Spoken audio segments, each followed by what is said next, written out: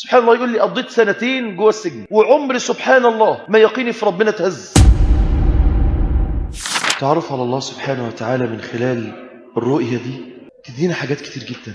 أول حاجة إنك تثق في ربنا قوي. والله يا إخواني اللي يعرف ربنا عز وجل بهذه العظمة يثق في ربنا قوي.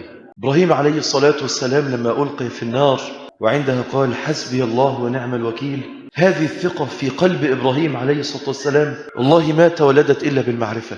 لو في يوم من الأيام أنا ظلمت واللي ظلمني ده حد كبير قوي ما أقدرش أخد حقي منه، ببقى على ثقة تامة إن ربنا سبحانه وتعالى العظيم قادر على ذلك.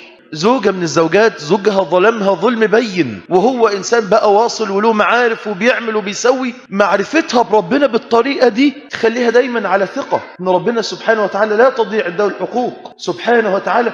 قلبها يتمالى ثقة إن ربنا سبحانه وتعالى هينصرها، مش هيضيع حقها أبدا، والله ما يضيع حقها أبدا. أحد إخواننا كان شغال في السعودية وربنا سلط عليه كفيل ما يعلم قدر شر الله عز وجل، يقول يعني أخذ فلوسي وعمل وسوى وحكاية والرواية، وفي النهاية لما بدأت أطالب بحقي خدني سجني، عمل قضية وسجني. يقول لي والله وأنا على يقين إن ربنا مش هيتركه أبدا، وكل اللي أنا كنت أقدر أعمله إني بالليل أدعو الله عز وجل، ما أنا لا أملك إلا كده، ما هو خلاص أنا مرمي في السجون لحد يعرف عني حاجة ولا الكلام ده كله، وعلي رافع علي أواضي شيكات وفلوس حاجات قصة طويلة، فأنا كده خلاص، إلا إن ربنا عز وجل بس سبحانه وتعالى هو اللي يسر. سبحان الله، يقول لي قضيت سنتين جوه السجن، سنتين وعمري سبحان الله ما يقيني في ربنا تهز، سنتين كاملين إن ربنا هيعوضنا حقي. يقول لي والله وفي يوم لقيتهم جايين بيقولوا لي خلاص أنت طالع بس عشان الراجل بيتنازل عن كل مشكلة عملها لك.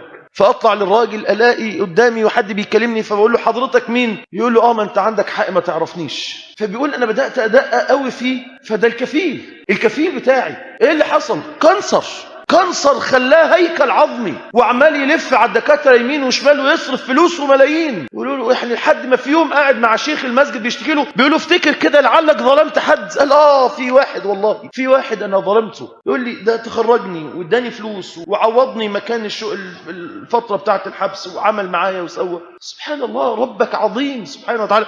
الكانسر ده عباره عن ذره خليه في الانسان طلعت في غير اتجاهها. بس معرفة الله سبحانه وتعالى تضفي على القلب ثقة فيه سبحانه وتعالى.